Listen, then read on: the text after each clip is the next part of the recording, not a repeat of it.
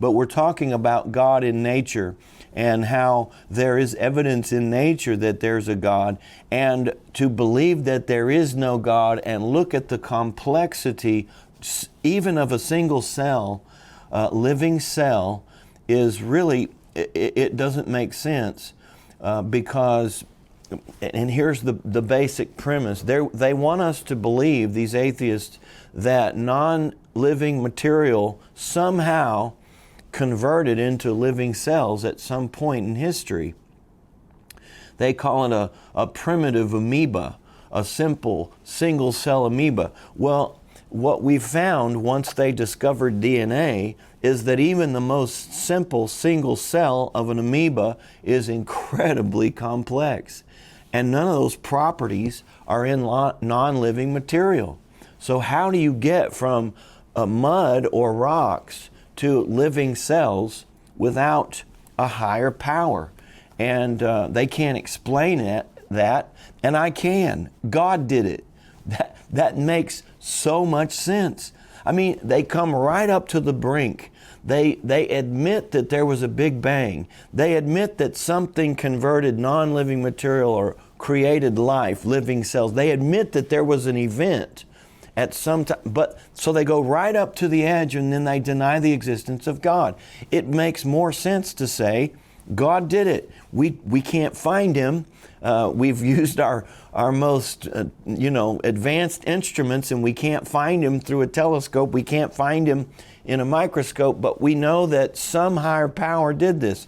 They refuse to admit that, and really that's where the evidence leads. Let me give you some more facts. These are scientific facts. A microbiologist named Michael Denton, and this is from the book I Don't Have Enough Faith to Be an Atheist, which we've referenced many times. He's a microbiologist and he is an atheist. Michael Denton. He said the complexity of the simplest known type of cell is so great that it is impossible to accept that such an object could have been thrown together suddenly by some kind of freakish, vastly improbable event. Such an occurrence would be indistinguishable from a miracle. He's literally saying that life, the origin of living things, living cells, is a miracle. We knew that. And now he stopped short of giving God credit, but he brought us as far as he could and still hold on to his atheistic beliefs. My opinion is, let that go. Just admit there's a God, admit there is a higher power, and it answers so many unanswered questions. Here is a quote from the book, I Don't Have Enough Faith to Be an Atheist. Spontaneous generation of life, which Darwinism requires to get the theory started. Darwin was the father of evolution, you know. So evolution has to have this origination of life, the living cells. It had to start somewhere. It had to start at some point in history. And so for evolution to hold together, you have to have the beginning of life itself. And so the Darwinism requires to get the theory started has never been observed. You've never seen spontaneous generation, non-living matter, turn into living cells. It is believed in by faith. Hence, Darwinism is nothing more than secular religion masquerading as science. So because it's never been observed and it's never been duplicated, it's not science. I love science. We're not against science or scientists. I'm not even against these guys. I just think they have deceived themselves. They haven't gone where the evidence leads. They had a presupposed bias against the existence of God that has clouded their judgment. And they have every right to do that and make that judgment themselves. Where I have a problem with it is teaching our children, putting it in our classrooms, putting it in our high schools and colleges, and teaching our kids that there is no God. That's not scientific. They should stop where science stops.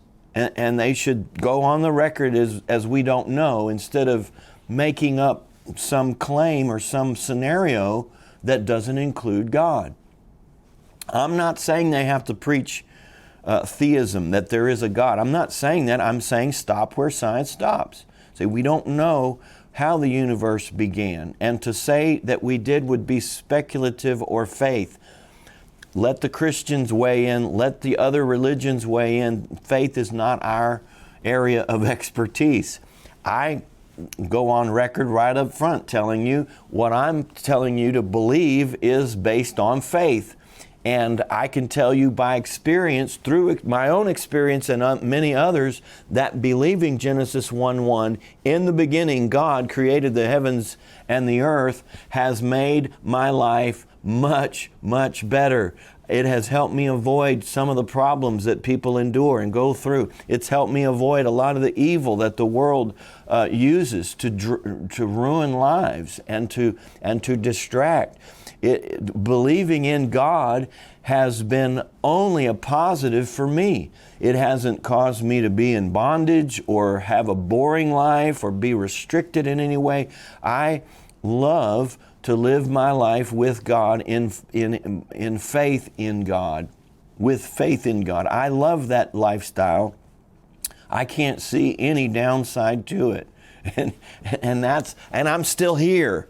You know, if you're one of those that think, you Christians just deny yourself everything and you expect to get all your rewards in the afterlife, and of course atheists don't believe there is an afterlife, so what's the point? No, I'm telling you, I've lived my whole life as a Christian. I don't feel cheated. I feel like I've experienced the best that life has to offer. I'm fulfilled. I have assurance. I have peace. I have expectation. I'm looking forward to the future, not just in the life hereafter, but right here on this planet. I enjoy life. I enjoy people. I've experienced love that I wouldn't have experienced without believing in God. There is no downside in believing in the existence of God. And then if I were to die, and let's suppose they're right and there is no life after death, I'm okay with that. I know there is, but I haven't felt cheated anyway. I have enjoyed living my life with God and for God.